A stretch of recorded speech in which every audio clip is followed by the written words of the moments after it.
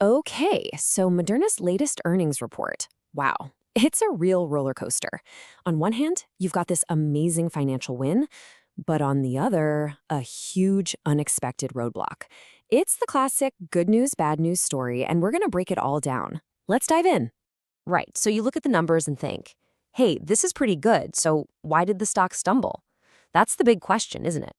And the answer, well, it all comes down to one single massive setback that kind of puts a damper on all that good news. All right, let's kick things off with the good stuff. The real bright spot here. Financially, Moderna absolutely came out swinging and really surprised Wall Street. I mean, look at this. Wall Street was bracing for a much bigger loss, right? But Moderna just completely blew those expectations away. They didn't just beat the revenue forecast, they crushed it, bringing in $678 million. And that loss per share? Way, way smaller than anyone predicted.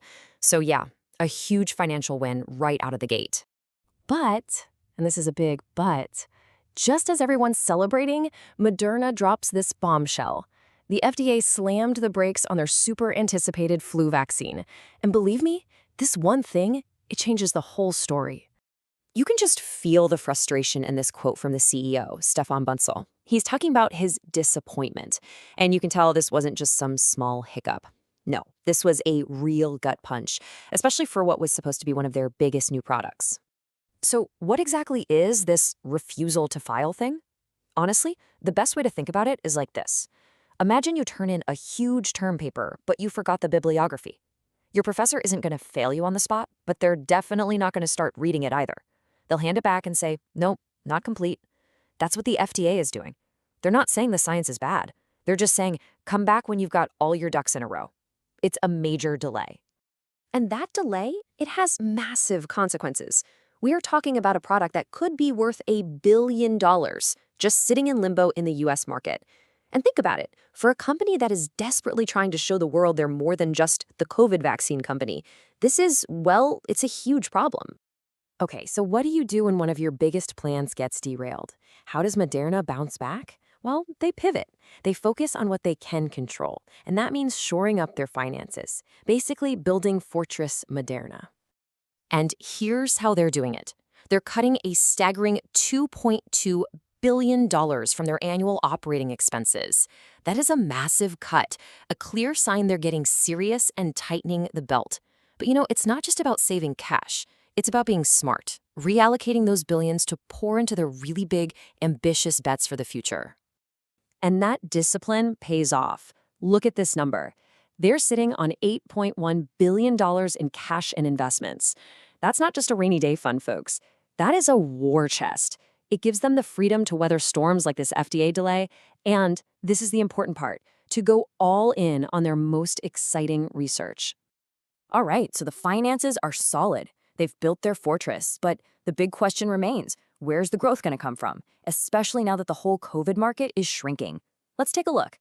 Well, for starters, their new COVID vaccine, mNEXSpike, is actually doing really, really well. It's already snagged a quarter of the entire US retail market.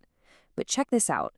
With the 65 and over population, they're capturing an even bigger piece of the pie, a full 34%. In a market that's getting smaller overall, that is an impressive win.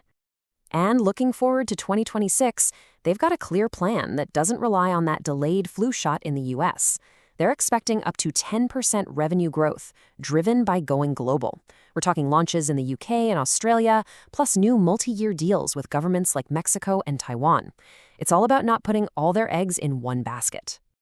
Okay, but now we get to the part of the story that is genuinely exciting. This is where things get really interesting.